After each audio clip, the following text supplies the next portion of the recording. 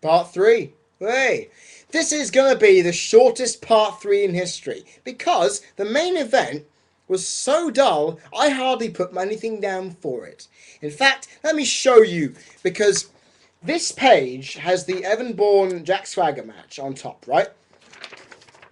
This here is the John Cena match from there to there. That is it.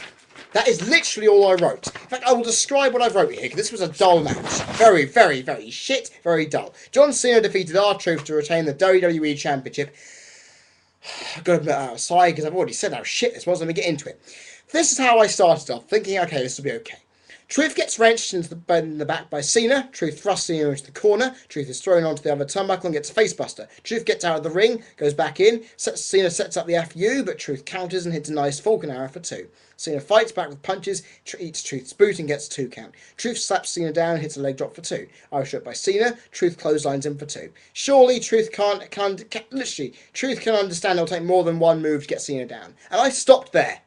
Do you know why I stopped there? Because that was all it was for most of the entire match. Truth hitting one move, getting past an Irish whip, hitting down for 2. Just repeat, repeat, repeat. There was nothing. He got out of the ring, walked around for a bit, psyched up the crowd. That was it. And I just thought, oh my God, this is an absolutely awful main event.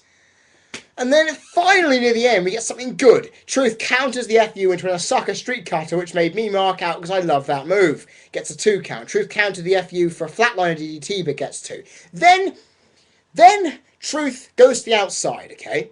Goes anti-outside, gets in a kid's face, toys with him, gets his cap, sips his drink, gives the drink back to the kid. The kid throws the water into the face of R-Truth, right? And then, out of nowhere, Cena pulls him back in the ring, suddenly really, really sped up, and then hits the FU for the win. That's it. That is literally how this match ended. And I am shouting at my TV because I cannot believe that Cena was given fuck all in terms of offense, and yet a shot to the head of drink, followed up by one FU after being hit by an Osaka street cutter, a flatliner DDT, you get fucking nothing. That's fucking no selling. I hated this. One match, just one word describes this. Boring, boring, boring, and also shit, shit, shit. I'm sorry if this sounds like a complete rant, but I hated this match. Just like last month. I'm telling you, the finish was bullshit.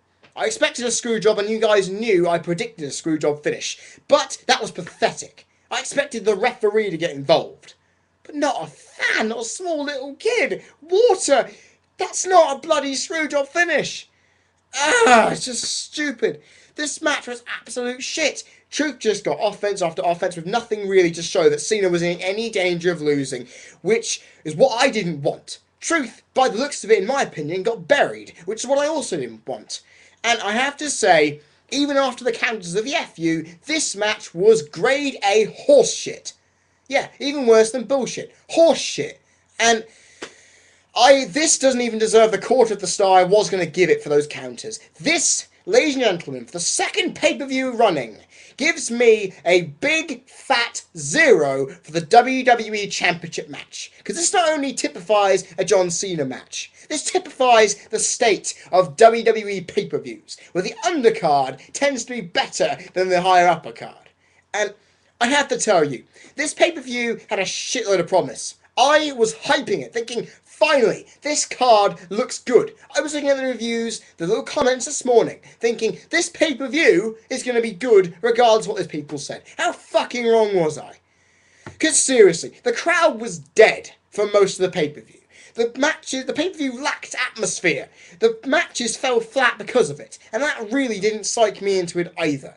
The Kofi Kingston Dolph Ziggler match and the Punk Mysterio match saved this pay-per-view from hitting rock bottom.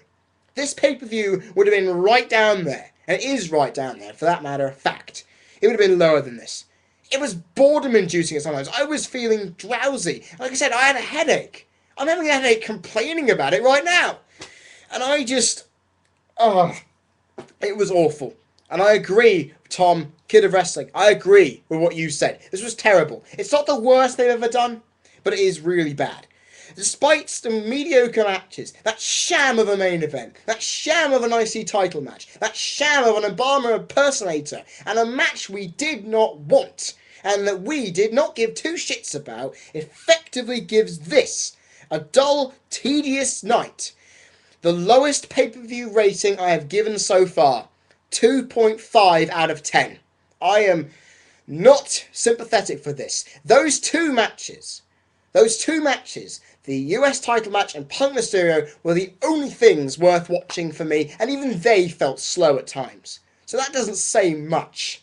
So guys, I've got to tell you, if you want this, if you're a die-hard fan, go out and buy it on DVD when you go out to the shops. Go to HMV, spend your $15.99 on this. But if you want to be disappointed, if you want to be morbidly bored until you are literally lying on your chair, nearly suffocated of life, do not buy this show.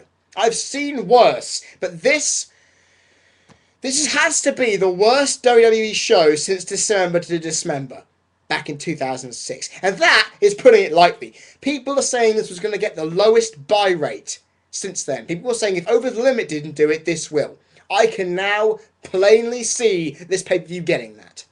And guys, I hope you have enjoyed this pay-per-view review, because I did not enjoy the pay-per-view I was reviewing. And I hope and pray that Money in the Bank does not go the same way in July, because I'm getting pissed off with WWE's product on pay-per-view. On Raw and SmackDown, they can have as many swerves and as many changes as they want. When it comes to pay-per-view, it has to follow this stupid, formulated bullshit.